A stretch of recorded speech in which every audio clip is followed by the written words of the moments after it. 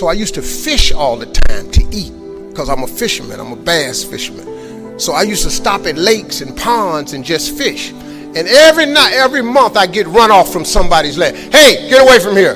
Hey, move along, that's not yours. Hey, stop fishing here. I just get run off. And he didn't understand. And one time I had fish on the line. They said, you got fish on that line? I said, yeah. Throw them back. I had to throw them back because I used to stop at rest areas with them little cast iron grills. I kept charcoal in my car. I started a fire and I eat fish. There's some days I wouldn't eat. So they thought I was just fishing, but I was eating. So I said one day, I said, man, you know what? One day, man, I'm gonna give myself some land. I'm buy myself a piece of dirt. So fast forward, God bless me. I get on TV when I'm 38. I'm on Showtime at the Apollo. Lord have mercy. They gave me my money. I saved my money up. I saved $250,000. I said, I'm going to give me some land. I went to Texas and I'm about to buy some land. But before I went to buy the land, I was curious. I just had the thought. I said, man, I wonder how much land is on earth? How many acres is on earth? Because you know it's not going to change. You know, God lets you fly. God lets you dive on the water. God don't let you make dirt. Can't make dirt. So I looked it up.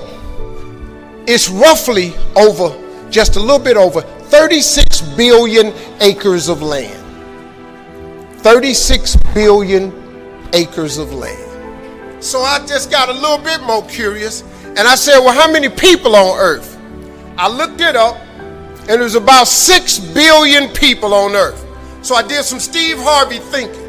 I said, okay, if it's 36 billion acres of land, and it's about 6 billion people on earth, everybody ought to have 6 acres of land.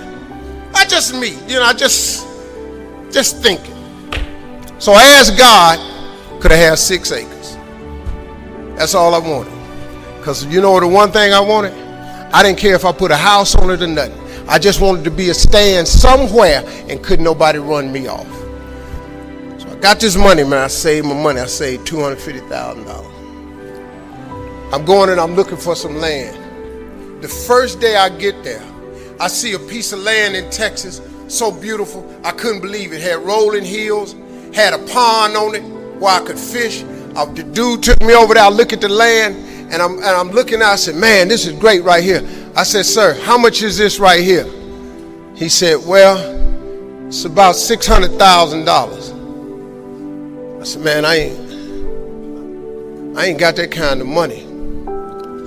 He said, well, how much do you have? I said, I got $250,000. I said, well, let me think about it, man. He said, let me think about it. And I was standing there, and then I stopped. I said, sir, can I ask you a question, man? How many acres of land is that? He said, this is 6 acres. 6 years ago, I just asked God, just give me 6. See, I didn't want a whole lot of acres. I just wanted my cut. Just give me my 6. And so I said, ain't this crazy? So I thought about it. I said, man, what can we work out? Right before I got ready to say it, the guy that took me over there said, Steve, let me show you something right quick. He took me over to this hillbilly's house. Took me over to this hillbilly house named Jerry Campbell. I was a little nervous about meeting him, man, because I didn't like the way he talked, but mess around, turned out to be one of the finest men I ever met in my life. Became a father figure to me. It's an old white man.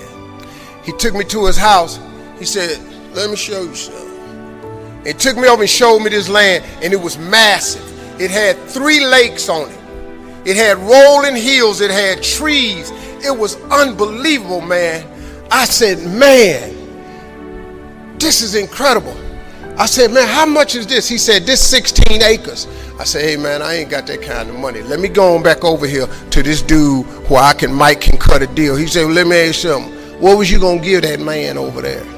I said, well, I hadn't worked it out yet because all I got is $250,000. He said, well, listen, I'm in a little bit of a tight right now.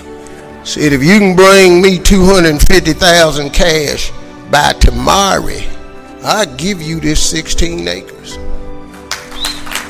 I showed up next day, $250,000. 16 acres. See, that's grace and favor right there. That's what that is. So my first piece of land was 250 acres. So I said, man, this is the land that I'm going to save for my family. I'm going to fish on the rest of my life. I'm going to be an old man. So then I got to thinking, I said, hold up, man. You mean you have not because you ask not? I asked for 6 years ago. He showed me 6, but he gave me 16. So I went to God. I said, God, listen to this. I'm from Cleveland. I got a couple partners that's locked up. They probably won't be using they 6. So I said, Lord, could I have a 6? And he said, yeah. So every time acres came up available around that 16, I bought it. And I bought 6 more. And then I went back and I said, well, Lord, you know, all my friends ain't locked up, but some of them just ain't, you know, they just ain't nothing. You know, they don't want nothing. They ain't trying. Could I had a 6? So he gave me a 6. And so then I was doing a show one time on HBO, a friend of mine. He's an atheist. He don't believe in God, but he got a late night show. And he asked me to do the show, and I thought I was going to be on there telling jokes. But come to find out, he was doing a show on atheism. And I turned him down. I said, I don't want to talk. He said, man, why don't you come and talk? You're a man of faith. I said, well, I don't like arguing with people who don't believe in God. You don't believe in God, I think you a fool. And I'm pretty sure since I believe in God, you think I'm a fool. And I don't think 2 fools ought to be standing around talking. Let's just end that. He said, man, come on and do the show. So we did the show. I hated it. But after the show, I counted all them atheists. And it was 6 of them. So I asked God, could I have a 6? Because I know good and well, they ain't going to ask him for nothing. So he gave me a 6. Next thing you know, I had 270 acres of land. It's been important for me to empower my children, but not only my children, but thousands of young people across the country. And education is the key for a lot of people. But when I speak at colleges and stuff, I tell people, number one thing in your world is not your education. It's your dream. So what you dreaming about, y'all? What you still dreaming about? What is God still showing you in your imagination? What are you so afraid of? Why would you not take that leap and go for it before you mess around and die? Why would you not go and see what God really got for you before you leave this world? Why would you hang on to a job? Here's what happens with the job. If you live in paycheck to paycheck right now, when you retire, they're going to give you 1/3 of what you can't live on now. They're going to give you a gold watch and a turkey, and they're going to set you on out to pasture. If I was you, before I leave this world, I'd go see what God really got for me. Just take a chance. Too many times people come to show business because they just like the look of it, they passionate about it, or they pursue something that they're passionate about. Please make sure before you come to this business that you are gifted at it. The Bible says your gift will make room for you and put you in the presence of great men. It does not mention your passion. You have to be gifted. Most people are not successful today because they never tie their work ethic to their gift. They keep tying it to their education and their passion. Once you learn the principles of success, you can apply it to anything. Do you know you can get rich selling tomatoes? You can get rich cutting hair. The dude that used to cut my hair, I met him in the 80s down in Texas.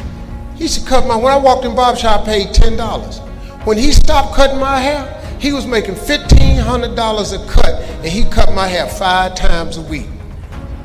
Same haircut. Messed around and got clicked in out there in Hollywood, and it was $1,500 a haircut. So when he wasn't cutting my hair, sometimes he cut Bernie hair. Then he go over there and cut Sayers' hair. Then he cut DL's hair. It's $1,500 a cut.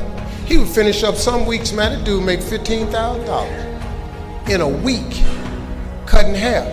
Once you learn the principle of success, you can apply them to